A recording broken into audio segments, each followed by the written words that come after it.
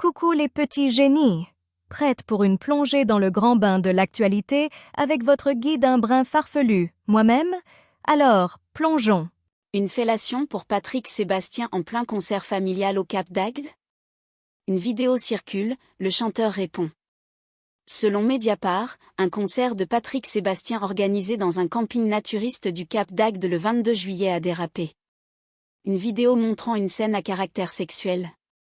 Mercato, Luis Diaz signe au Bayern Munich pour un transfert estimé à 75 millions d'euros. Le Bayern Munich a annoncé, ce mercredi, l'arrivée de l'attaquant de Liverpool Luis Diaz, pour un contrat de 4 ans. Le montant du transfert est estimé à 75 millions d'euros. Bayern Munich, les premiers mots de Luis Diaz. Le Bayern Munich a officialisé la signature de Luis Diaz ce mercredi 30 juillet, l'ailier colombien débarque en provenance du Liverpool, le Colom Foot Mercato. Tour de France femmes, Vollering se croit dans une cage dorée. Clash par presse interposé entre Visma et la FDJ. Le directeur sportif de Visma Lease Bike, Jos Van Andan, a recadré son homologue de la FDJ Suez, Stephen Delcourt, au sujet de la chute de Demi Vollering. En direct, Gaza, 15 pays occidentaux, dont la France et l'Espagne, ont affirmé leur soutien déterminé à la solution à 2 États. Dans une déclaration publiée mardi soir à l'ONU, 15 pays ont affirmé ce soutien, et 9 d'entre eux qui n'ont pour l'instant pas reconnu l'État palestinien, expriment la volonté ou la considération positive de leur pays à le faire.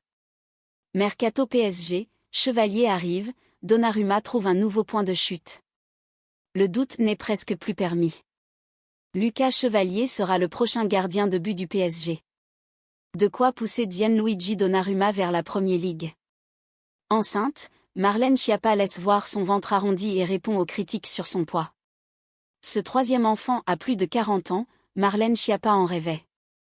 Alors que l'ancienne ministre profite d'une grossesse épanouie, elle doit malheureusement faire face à des commentaires désobligeants sur son poids. Mais pas de quoi la toucher pour autant. Ryanair diminue ses activités en France après l'annonce de la hausse de la fiscalité sur les billets d'avion. Mercredi 30 juillet, la compagnie irlandaise Abaco a annoncé réduire le nombre de destinations qu'elle dessert dans l'Hexagone, arguant que ses marges sont trop affaiblies par la hausse de la fiscalité. Le nombre de cas du cancer du foie pourrait doubler d'ici 2050 alors que la plupart sont évitables, s'alarme une étude.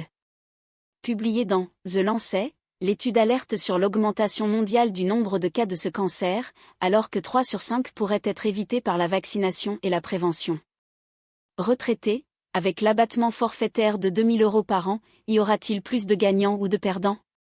Pour le budget 2026, le gouvernement veut supprimer l'abattement de 10% dont bénéficient les retraités pour le remplacer par un forfait de 2 000 € par an. L'Institut des politiques publiques, IPP, a analysé les effets d'une telle mesure. Un effort à tous les Français. François Bayrou a présenté, le 15 juillet dernier, ses orientations pour le budget 2026, qui doit être examiné à la rentrée. Comme le rappelle Le Figaro, le gouvernement veut s'attaquer au dispositif d'abattement fiscal de 10% qui profite aux retraités.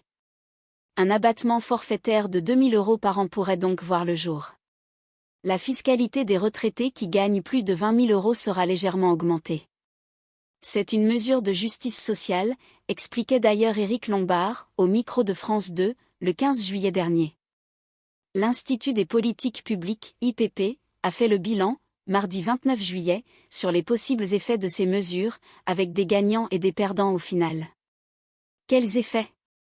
La France compte 17 millions de retraités, selon Le Figaro. Et selon les estimations de l'IPP, 9% des retraités, soit 1,5 million de personnes, seraient gagnants avec cette nouvelle formule, grâce aux prestations sociales, seulement 100 000 gagnants via l'impôt seul. De l'autre, il y aurait 1,4 million de perdants, ce qui représente 8% des retraités. D'après Le Figaro, l'auteur de cette étude, Sylvain Duchesne, estime que les retraités célibataires les plus aisés sont ceux qui pourraient être les gros perdants de cette mesure. Tous les retraités qui sont au début de l'échelle des impôts, leur fiscalité va baisser, affirmait également le ministre de l'économie à la mi-juillet.